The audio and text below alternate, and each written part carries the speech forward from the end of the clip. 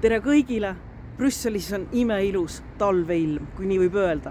Ligi 10 kraadi sooja, päike paistab ja paistab, et selleks korraks on talve selgroog murtud. Euroopa Parlamendi saadikud on tagasi oma tööpostidel ja arutelusid on varjutanud kõigi nende päevade jooksul korruptsiooniskandaal, mis puhkes eelmise aasta lõpus ja mis puudutab kõige rohkem sotsiaaldemokraatide fraktsiooni.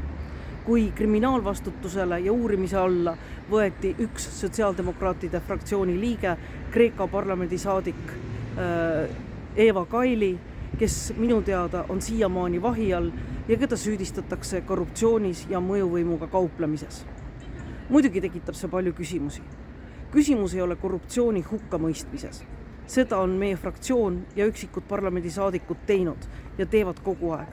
Küsimus on, kas midagi ei märkamata, kas midagi ei tegemata, kas reeglites on mingisuguseid lünkasid, mida me ei märganud.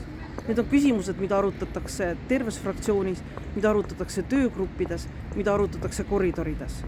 Muidugi on see löök kogu Euroopa Parlamendi pihta ja eriti sotsiaaldemokraatide fraktsiooni pihta. Eva Kaili oli Euroopa Parlamendi asepresident. Loomulikult ta vabastati kohe selle koha pealt ning heideti, nagu ma ütlesin, heideti välja ka sotsiaaldemokraatide fraktsioonist. Ja nüüd on küsimus, kas me peaksime esitama uue kandidaadi.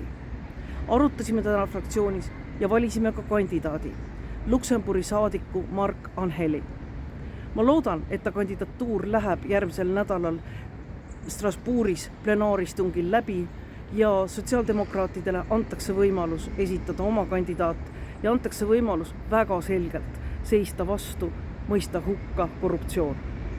Kas tuleks sisse viia veel ka täiendavaid meetmeid? Selle üle arutelud praegu käivad. Sest tihti on meetmete ainult kehtestamine ei aita. Neid meetmeid tuleb rakendada ja nendest meetmetest tuleb lugu pidada. Reeglitega, mida ei täideta, maailma ei muuda ja korruptsiooni vastu ei võitle. Nii et jah, rasked ajad sotsiaaldemokraatidele, aga ma usun, et sotsiaaldemokraadid vähemalt Euroopa Parlamendis tulevad sellest välja, leiavad endas kindluse seista veelgi tugevamalt korruptsiooni vastu, teevad kõik, et oma nägu puhtaks pesta ja teevad kõik, et taastada nii meie fraktsiooni kui ka Euroopa Parlamendi usaldusväärsus. Järgmisel nädalal oleme Strasbourgis, kus on plenaaristung ja sellest räägin juba järgmisel nädalal pikemalt. Tallinnasse aga nautige talve, nii kaua kui seda veel on. Kõike head, olge terved!